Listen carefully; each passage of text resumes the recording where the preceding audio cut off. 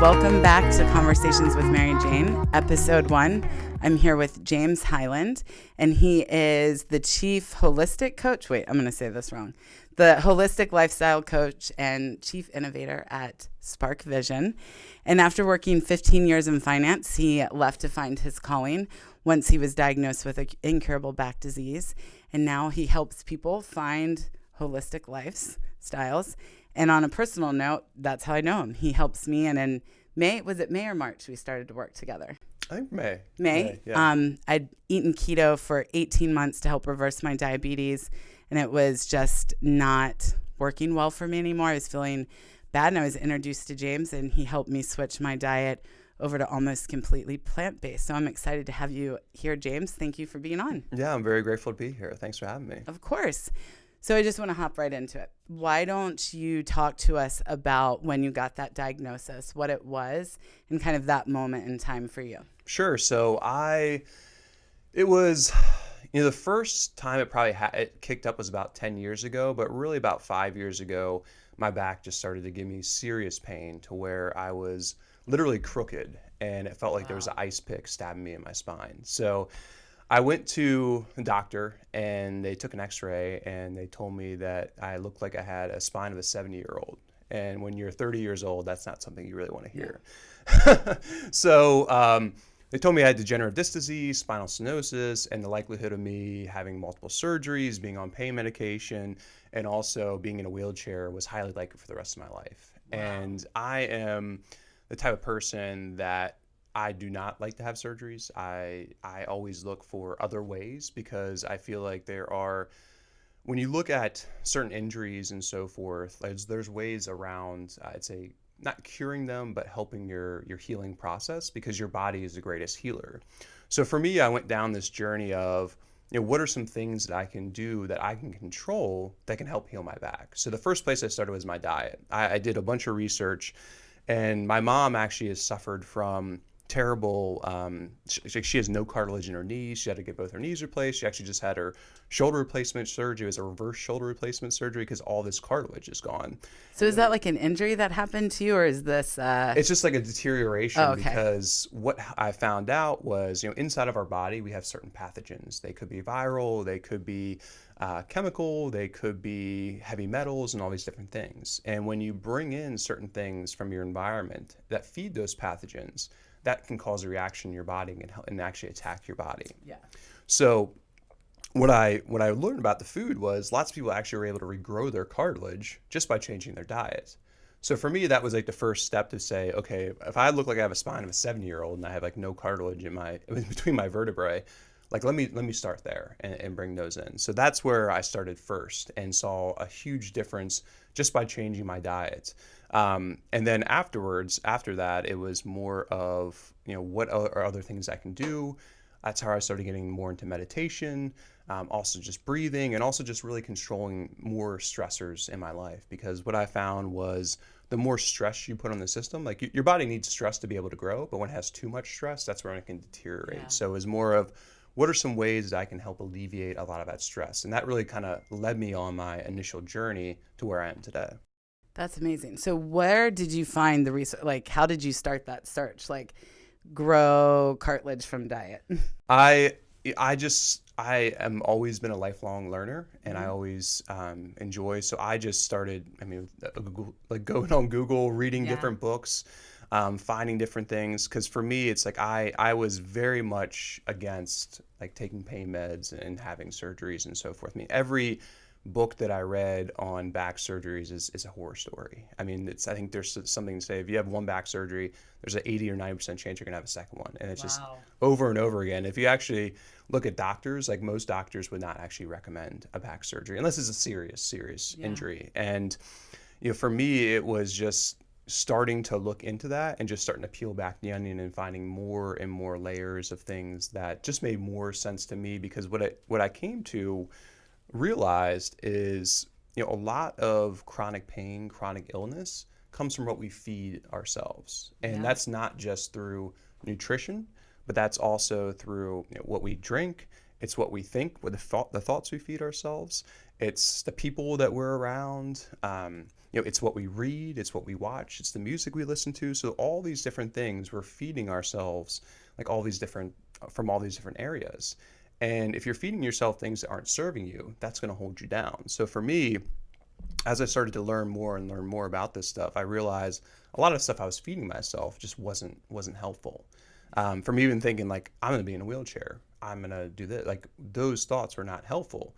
But for me, when I started thinking about like, I'm healing, I am healing, I'm getting better, I'm moving through this, I'm finding out all these different things that are preventing me from healing and removing that, because what I found is a lot of people just don't know what that is like until you create space to be able to feel what it's like. So for me, food actually started pretty early because I had lots of skin issues growing up. Like they wanted me to go to Hopkins because they couldn't figure out what was going on with my skin. I had all types of inflammation. I also had real bad knees when I played sports. Like I had real bad tendonitis, and my knees were always sore all the time walking up and down the stairs. So that started me on the kind of food journey to start, and I cut out certain things like gluten, and I realized like, oh my gosh, I feel so much better. And a lot of people will say, well, how did you just develop a gluten allergy? And it's like, well, no, I didn't just develop it. But when you live your whole life eating that, like you just feel that way, and you think that, okay, this is how I'm supposed to feel. But until you create that space to see what it feels like, then you're empowered to make that choice to say, okay, if I know if I eat this, it's going to make me feel this way. But if I don't eat this, I'm going to feel that way. So that's a lot of what I try to do now with my clients, is just really empower them to be able to make the choices with a knowledge of, what certain things can do for you or against you. Yeah, I think that was when I started my health journey, when I started keto, finding out I was diabetic. After about 30 days, your body adjusting to like a new way of eating, I didn't realize how sick I felt. Like I would have, and I think nobody would have described me as sick before. I think they would have said, yeah, she's heavy, but I don't think they would have said I was sick.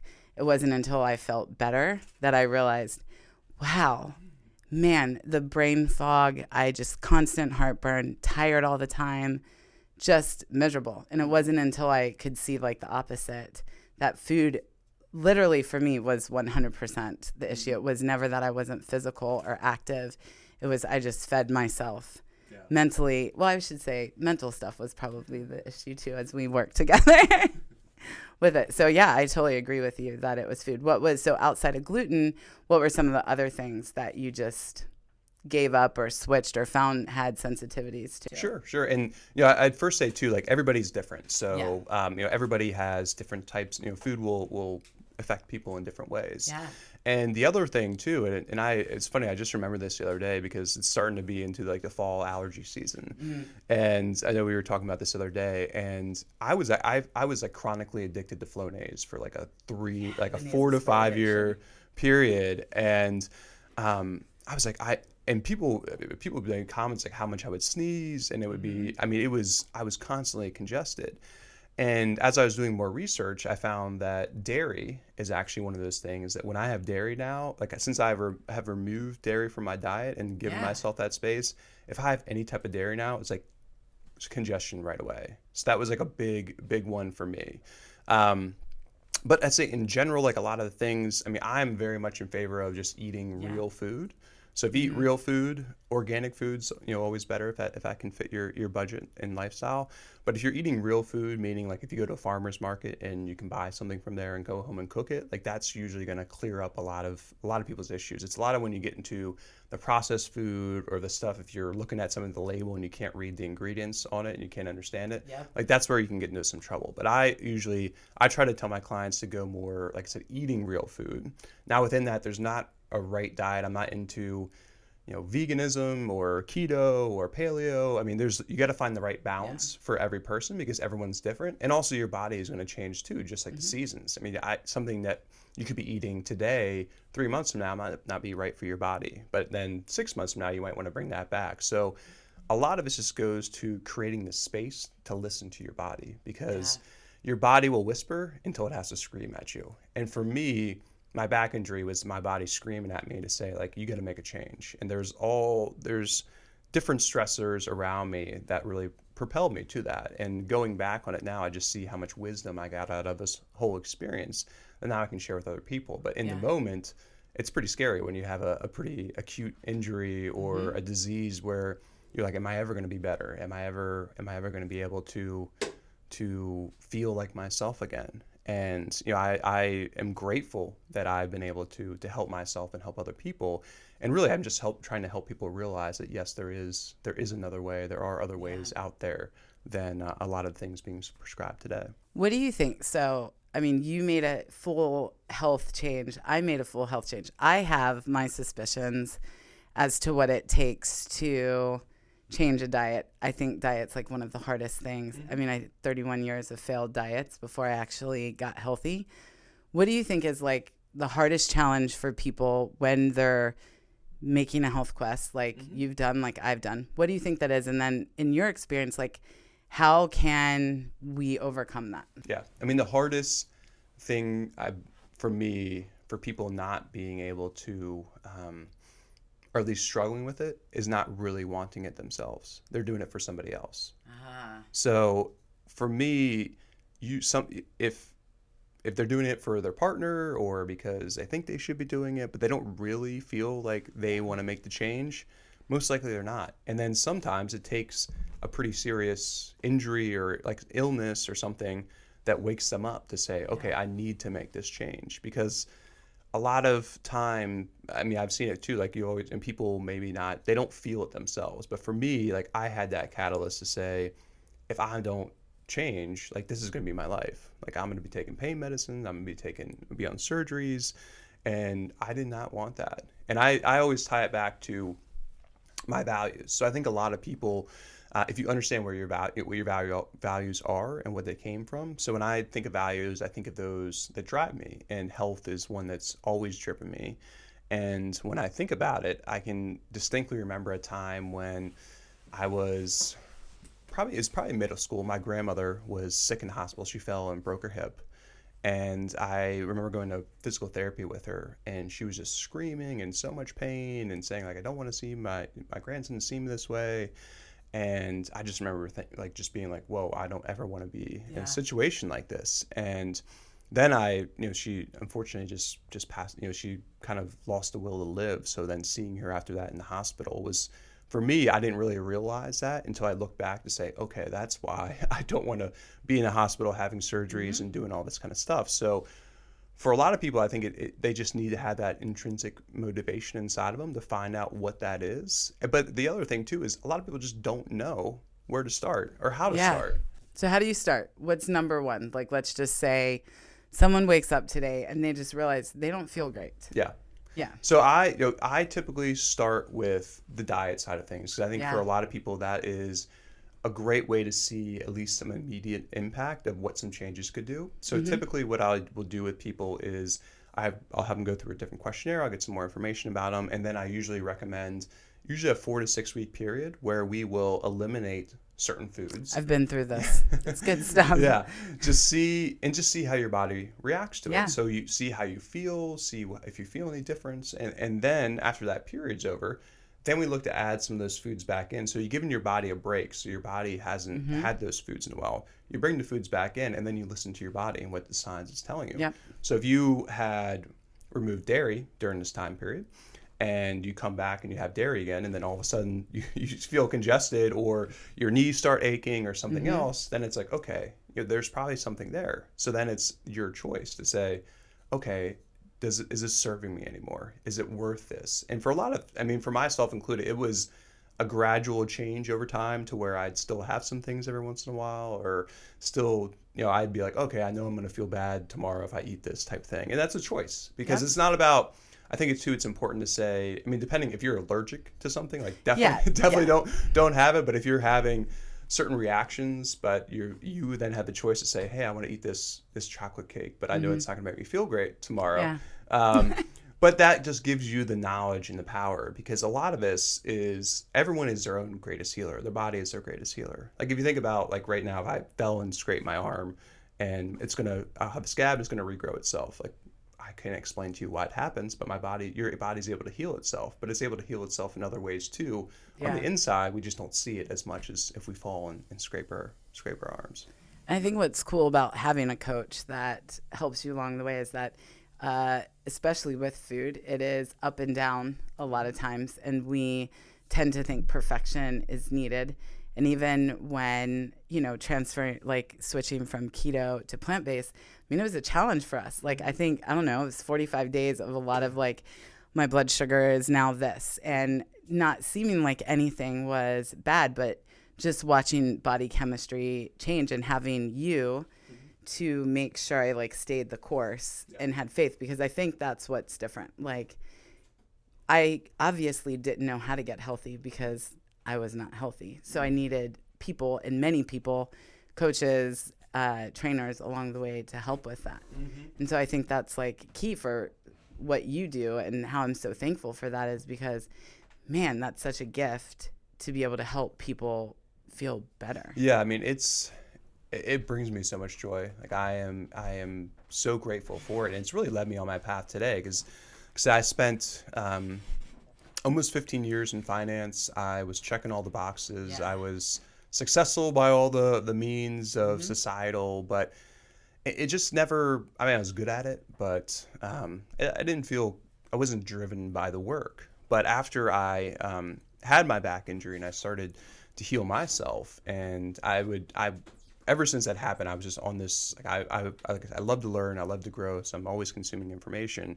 So when my friends would have certain injuries, they'd say, "Hey James, like what can I do?" And I would give them suggestions and it would work. They'd be like, "Oh my gosh, I feel so much better." And I'd be like, "Oh, this is great." And I never really thought that I would really move into this work until I started moving further and further down my path. And what I realized is, like, when I help these people, like, I get so much joy out of doing it. Like, I get so much joy out of helping other people because, like, I've been on that journey, and I realize what it's like to feel like you're just inflamed all the time, or you have all this stuff going on in your body. Like, what am I going to do? Or you feel like, am I ever going to heal?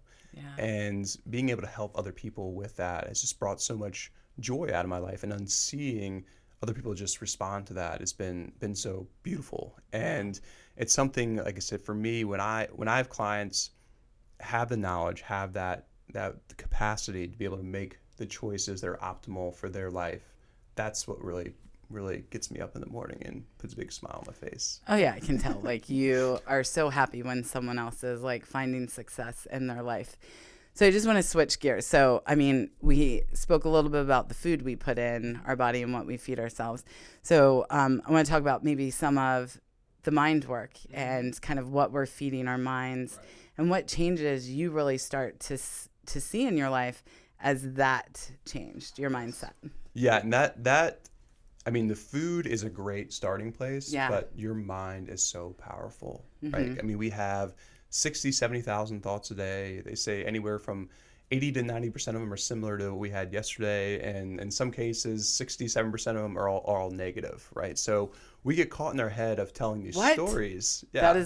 That's why we're all miserable. Like, I didn't realize the statistics were that bad. Yeah, it's tough, right? Because we get caught up in our stories. Yeah. Like, and we tell ourselves these things in our head that are never true, right? Think of how many times you've told yourself something that's never actually happened.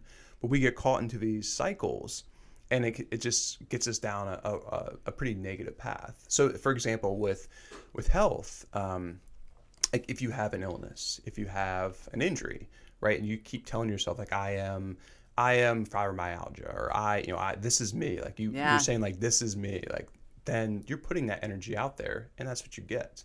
So for me, one of the most powerful shifts that I found on my healing journey was really using my mind to create the life that I want.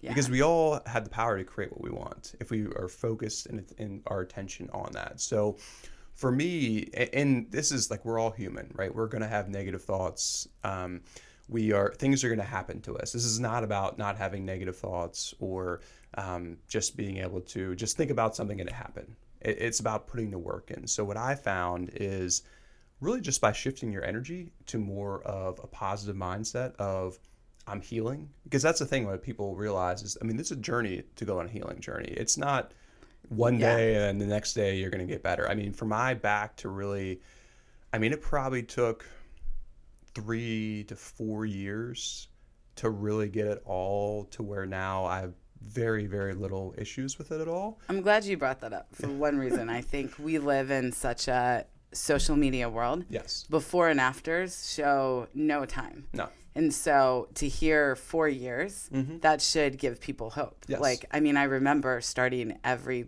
year with, I'm going to lose 100 pounds.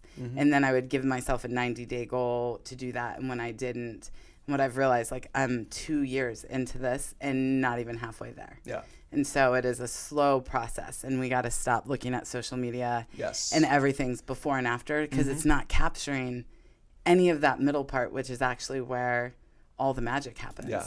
And everybody's journey is different. Yeah. I mean, and that's part of the journey. And on that journey, you get to learn so much about yourself and learn to grow, because, I mean, there are different ways to do it. Like in our society, it's very common, like I said, if you have an injury, to have surgery and then medicate it for the rest of your life. And some people make that choice. And yeah, I'm not saying, I mean, that's their choice, but that was not a choice that I wanted to make. And you're right, it's like the work. I mean, it's so easy. I mean, technology is great. I could order something on my phone today and probably have it there by the time I get home if I wanted to. But it's the work, because if you don't put the work in, you don't get the lessons. And Correct. you don't learn, and then you stay in the cycle, and then your body just keeps you in this, or keeps whispering until it starts screaming. But then we also are, with all the, I'd say, prescription medicine out there. I mean, a lot of people just will use it just to numb themselves out, to not feel it. And I think that is, it's tough, because especially people who are experiencing so much pain, right? You don't want to have that pain. So, I mean, a lot of people are desperate and they're looking for a way out of that. But, in some cases, by doing that, they're really not listening to their body and allowing their body to guide them onto how they want to heal and how they need to heal. Yeah. I mean, that's very true. So talk to me a little bit about some of your like daily mindset practices that kind of get you in the right frame of mind. Yeah. So pretty much I have a morning routine. The first thing I will do is do a breathwork practice. So there's all different types of breathwork, but for me, I found that just breathing correctly can have a huge shift on your psyche. So a lot of people, I will just tell them to start by putting a hand on their chest and a hand on their stomach, and to take a deep breath and see where it goes. Yeah. And what I found is pretty much 70-80% of people, it's going to be up in their chest first versus in their belly. Yeah, that's where mine was. Yep. But if you think about, so if you were going to go run sprints or something like that, like you're going to be breathing up here, because you are activating, you need to have more air. But what you're doing when you breathe through your chest is it's more of a stressful response. Like if you think about it, it's a shortened breath, but you're not bringing in as much air. But when you take a deep breath from your belly, it really just helps you relax and brings you back into the present moment. So the first thing that I do in the morning is do a breathwork practice, just to take a few deep breaths. There's all different type of breathworks you can do as well, but just breathing from your belly, a diaphragmatic breath, is really the key. The second thing I do is I go into a gratitude practice. So when you're in a place of gratitude, you can't be angry, you can't be fearful, all those negative thoughts and feelings really go away. So how I like to do it, and there's multiple ways that you can do it. There's apps out there called 5-minute journal, or there's books where you can just write down what you're grateful for that day. But I really like 2 different ways to do it. The first way is if I'm writing down what I'm grateful for, or you can say this out loud, or you can say it in your head, is I will say, I'm so happy and grateful now that, and I will, whatever that might be. So, and this could be something that is in the present moment that you're grateful for today, or it could be something that you're grateful for that's coming to you, because the more you put that positive energy out there, the more likely it's going to happen. Like if you look at most successful people out there, I mean, last one would be like, athletes be like, ever since I was a kid, I knew I was going to be a professional athlete. Well, they just kept telling themselves that story, right? And then it came true. So if you're grateful for something that you have now, but also grateful for something that you have in the future, you're telling the universe out there that like, hey, this is what I want. So for me, my wife and I want to start a retreat center out in the mountains of Idaho. So we don't have the retreat center yet, but every day we're grateful for the fact that we have it now. Yeah, I love because that. it's going to be here. But the key part about that too is it's not just saying that you're grateful, but what are those feelings, right? What is a feeling that having a retreat center is going to have? Or what's a feeling of not being, your illness or not having this pain anymore? What's the feeling that you want? Not what you don't want. Because that's the key part where somebody asked Mother Teresa, like, would you ever go to an anti-war rally? And she said, no, but I would go to a peace rally. Because she realized she didn't want to focus on what she did not want. She wanted to focus on what she wanted. So when you're healing too, that's an important thing to say, like, I don't want this pain anymore. It's like I don't want my back injury anymore. It was, for me, it was, well, I want to be active. I want to feel flexible. I want to feel stable. I want to feel strong. I want to be, so bringing in all those feelings of what I wanted as opposed to what I didn't want. And then the other practice that I've been doing too that's pretty powerful, and you can interchange these as well, is to think about something that you're grateful for today. So you would get into a place where you're thinking about something you're grateful for. So the first thing I think about is my wife and our relationship and just how grateful for her I am of that. And then immediately after thinking about that, which is in the present moment, I think about something in the future.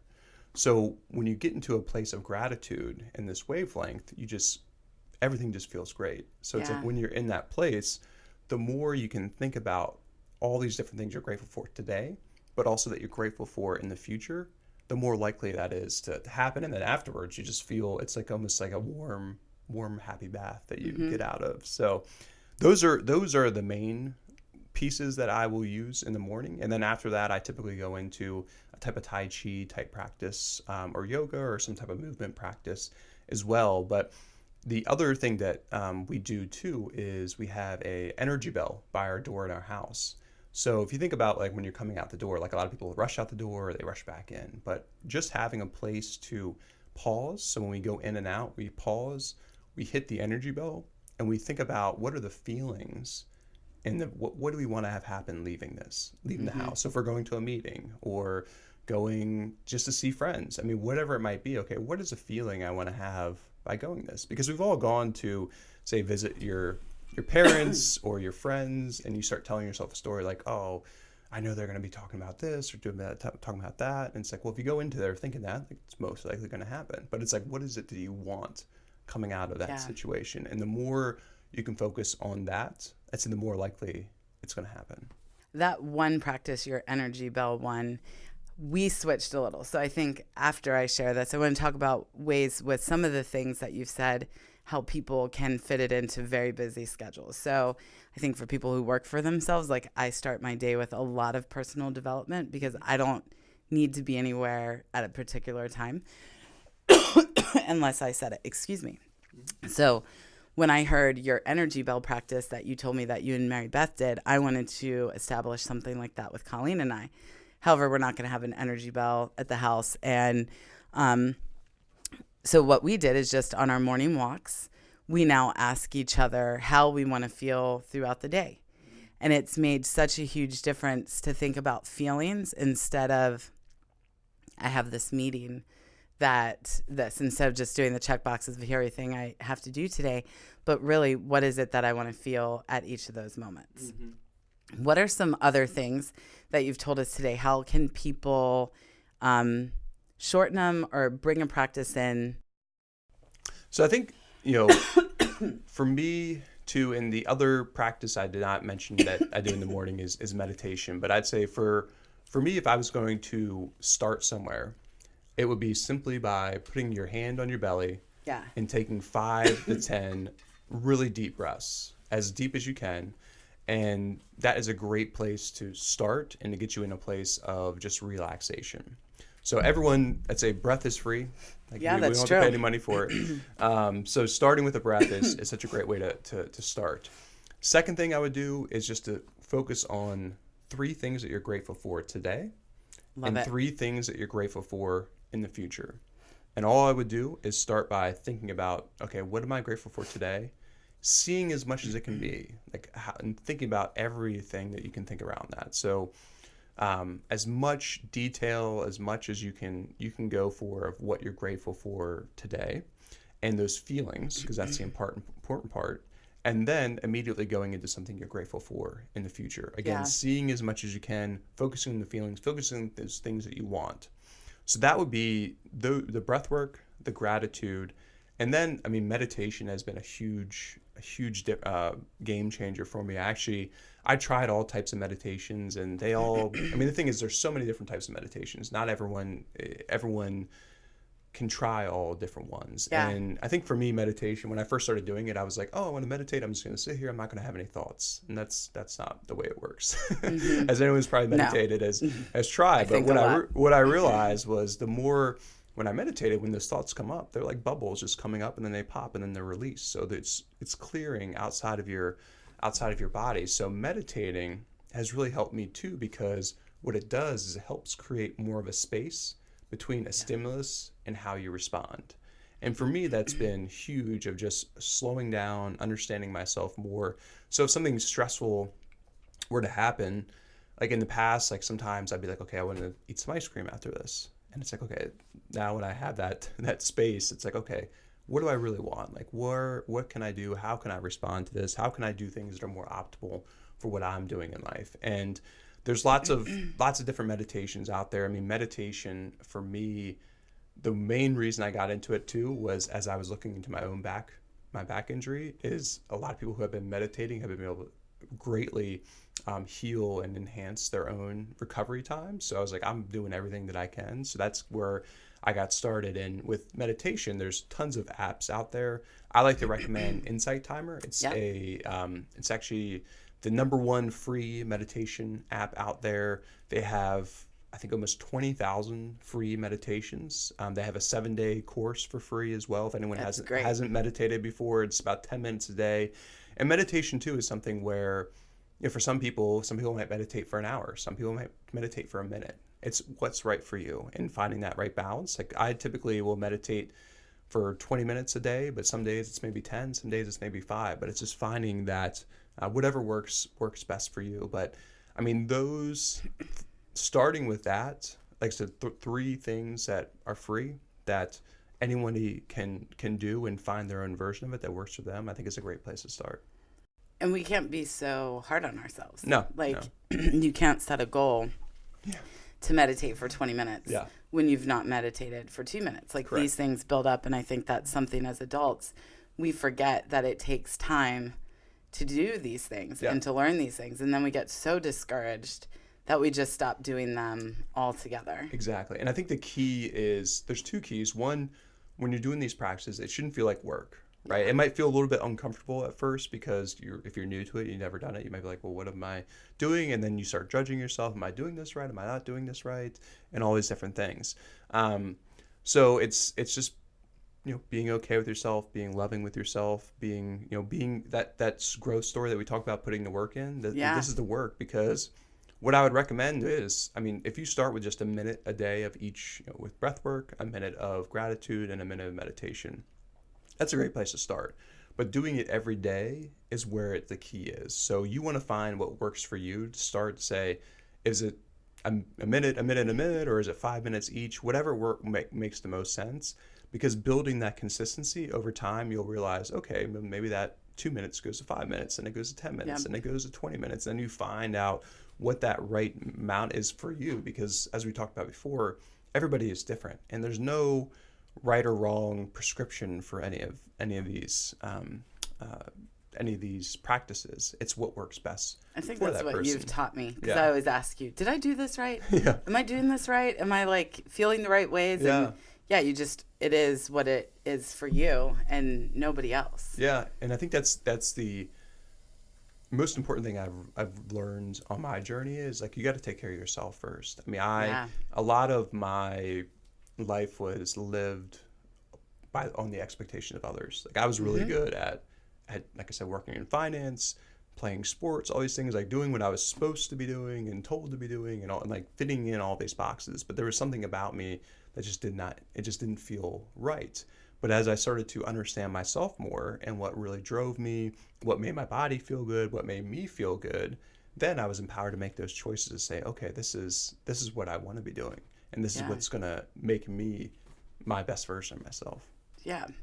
So let me ask you this. How does cannabis fall into this for all of you with your healing journey? How did you use cannabis as part of this? Sure. So I did not at all want to take pain medicine, Yeah. opiates. Like I mean, when my back injury was at its worst, it was like an ice pick going into my spine, and I could not like I could, if I had moved just a fraction of an inch when I was sleeping, like it was like right into my spine. So for me, when I was looking at different alternatives, cannabis to me was a natural solution because it's a plant. It's from nature. There's lots. I mean, I'm grateful now that there's more and more research being done on it. But when I was looking at opiates, when I would take them, and it just made me feel sick. Like my body was like, you do not want any of this. So for me, cannabis was huge. One, I mean, I use all sorts of cannabis, and I think what people realize about cannabis, I think we talked before, it's not just about getting high, right? It's about dealing with different issues you had. So for my back, like I had all the different creams that were a huge game changer for me during the day, and at sleep, I would use it to help me sleep and so forth. But when I look at cannabis as well, it's a great way to help relieve different stressors in your life, because stress on the system can cause so much pain, so much illness. So using it as a way to release stress, a way to manage pain and so forth, for me was a great way to really open up and use it to really make me feel like I was still here. Like whenever I would take pain medicine, I just felt so loopy. I would get sick. I would get constipated. It was just all these bad feelings, but I felt almost hopeless because I was like, well, I gotta sleep, I gotta move, like I gotta do something. Yeah. And again, I'm very much a person to look at different holistic methods for that, and I think that's a huge part of my healing journey as well, because it's, again, going back to what we feed ourselves. I'm feeding myself a bunch of opiates and all different pain medicine. Like my body's not going to be happy with that, right? It's not. But if I'm bringing in a plant that is tied in with our own cannabinoid system inside of us that uses that to heal, like that just made so much more sense to me. And for me, my body was like, yes, this is how I say you want to manage this pain during this period. So I was very, very, very grateful to have it and to be able to use it, because, I think we've all heard the horror stories with all the opioid crisis that's out there, and it's really unfortunate. People very close to me have suffered greatly from it, and I think it just offers another way for people to help them on their healing journey. Oh, I completely agree. So what would be, as we wrap up here, what's a common myth about healing yourself that you can debunk? Like, because there are going to be people who listen to this and be like, bullshit, right? Because we've been taught as a society that we need all of these things to live. Yeah. I mean, and I can let you think about that, because that's a hard one. Well, I think about like the way our society is set up right now, and unfortunately, it's a cycle that keeps people sick, right? Yeah. I mean, we're in a cycle that a lot of people stay sick, and a lot of people just don't think there's any hope out there, and there's no other ways. And that they don't have the power to heal themselves. I think that is the biggest myth, right? It's feeling powerless to really empower yourself to heal on your own journey. And I think the first place that starts is right up here, right in your head, to realize that you do have the power to heal, and that you can heal. You just got to put in the work to do it. But on that work, on that journey, you get so much benefits. You get so much wisdom. I mean, you get so many. For me, I've received so much wisdom out of all the wounds that I've had from this and other illnesses or other experiences, and it can be tough in that moment, really, to say, what good is this going to serve me? What good is this? When my back was at its worst, I'm like, well, what's going on? Like, how is this going to help me later in life? And now I can look back and say, like, if it wasn't for that injury, I mean, I wouldn't be sitting here with you today. I'd probably have a suit on right now and be trying to sell trying to sell some mutual funds or something. But it's so I think for most people, it's just believing in yourself and believing in the power of your thoughts and your actions, and realizing that you do have the power. And the more, I'd say, you can listen to yourself and those signs that your body's giving you. And I mean, it could be something, you could be walking down the street and you overhear a conversation of somebody talking about a different way to eat or something to try, or a book falls off the shelf when you're just walking by and you say, oh, that's interesting. And it's about something, a healing journey or something along those lines. It's like, those are the signs where we might not think anything of it. Yeah. But it's like, the more you're aware of the signs out there, and if it keeps coming in front of you, it's like, okay, something's trying to tell me something. And just being open to that, which I think it's tough. I mean, I was not, and I didn't grow up I was not like this. Like, it took me a long journey. I mean, I was your stereotypical jock. How was that for you? Because I'm sure there's some people, like, how did you convert from not believing this way to being a believer in this? Yeah, I mean, it was one where, I mean, I was very like science, like you got to prove everything, especially when you think about your mind, you're like, well, how can you prove it? But it's like, well, it's like, I think about love, right? Like, everyone would say you believe in love, but can you like scientifically prove love? It's like, no, you can't really scientifically prove it, but it's there. But for me, it was interesting because when I think about like what was that moment, I really just feel there was just something inside of me that just told me like it wasn't right. And it was by doing the traditional recovery methods that just like, it made me feel worse. Yeah. And I think, on that journey, getting more of these signs, like, it just was, okay, I just don't want this. But I think it goes back to what I was talking about earlier of just understanding what my values were and where they came from and what were really driving me to see, okay, that's what made sense. Because I didn't actually remember my grandmother doing this until probably a year or two in my journey. I was like, oh my gosh, like that's where this came from. And, so I think for a lot of people, it's just being open, because the more you fight it, the more it's like, what you resist persists. And there's a mantra that I love to use, is just trust and let go. And if you trust yourself and you just let down a lot of those barriers or a lot of those stories that you have about like what this is or what this isn't. I mean, we live in a society that domesticates us from a very young age, right? And tells us how we should work, or what we should do, what we shouldn't do. Yeah, well, all these different things. So I spend a lot of my time now unlearning, right? I'm trying to unlearn a lot of these things that just don't serve me anymore. But it's tough. It's tough to do. And again, it goes around to what you're feeding yourself. So if you're surrounding yourself with people who are feeding a lot of this negative energy that could be, impairing your healing, like you're going to be stuck there. If you're reading if you're going on Dr. Google and looking up things and you're like, oh my gosh, like this is going to be so terrible, like you're feeding yourself that. If you're watching, different things on TV and seeing this, like you're bringing in all this negative energy. So what I would just say is, I think the biggest change people can do is just look at what they are feeding themselves and asking themselves, like, is this really serving me and what I really want, right? Because for a lot of people, it's so normal, and they're just like, it's always going to be this way. And a lot of people don't like change. That's the other thing too. Change is difficult. And being on this journey, there's going to be struggle, there's going to be ups, there's going to be downs. But I think for most people, you gotta, to have the ups, you have to have the downs. You have to be able to learn from those, and you have to be okay with a little bit of the struggle and feeling uncomfortable. I mean, we live in a society where it's very easy to live a very comfortable life, but to be able to grow, to be able to really become who you are, to be able to heal, you got to feel a little bit uncomfortable. And I think that's one of the main steps, is realizing that, when you do feel uncomfortable, it's not a bad thing. It means that you're growing. And I think that's reframing thoughts like that is such a powerful thing. And one of the ones I always like to use is, anxiety is excitement without breath, right? If you think about anxiety and excitement, they're very similar when it comes to the feelings that they are. Like any Olympian, they'll ask like, oh, were you excited or were you nervous before the race? And it's like, no, I was excited.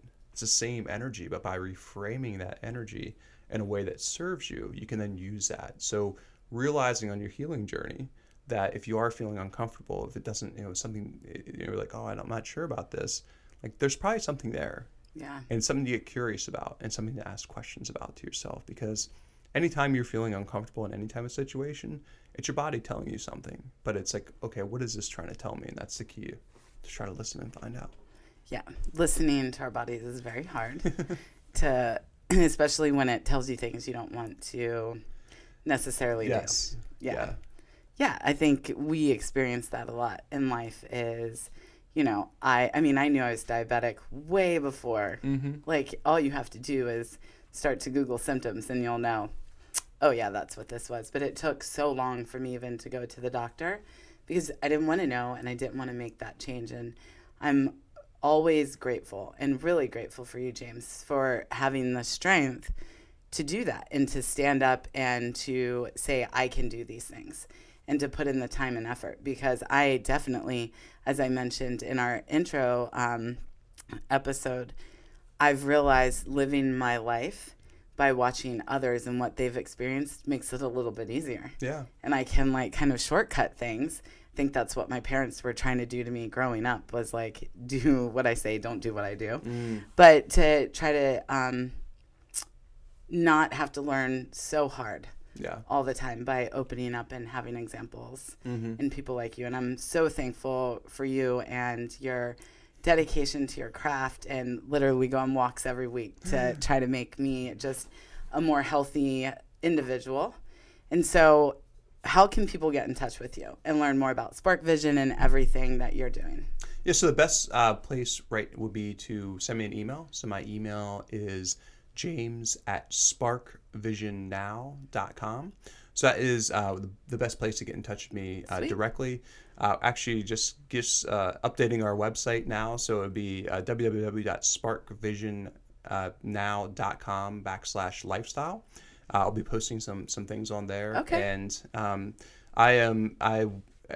I'm not too active on social media yet, but I'm trying really hard to get him on social media. That's the next step for me. So that'll be coming soon. So I'll be on all the different social medias as well. So. And you'll be able to follow him and learn, I'm sure, all the things that he's taught me along the way. Yes. So I appreciate you being on the first episode. Thank you so much, James.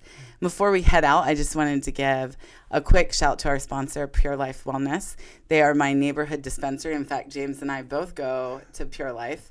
They're a great team, and if you're in the industry, whether it's cannabis or the restaurant industry, go there on Tuesday and you get a 25% discount. So that is great to know. Yeah. Thanks for tuning in. Thanks again, James, and we'll see you next time.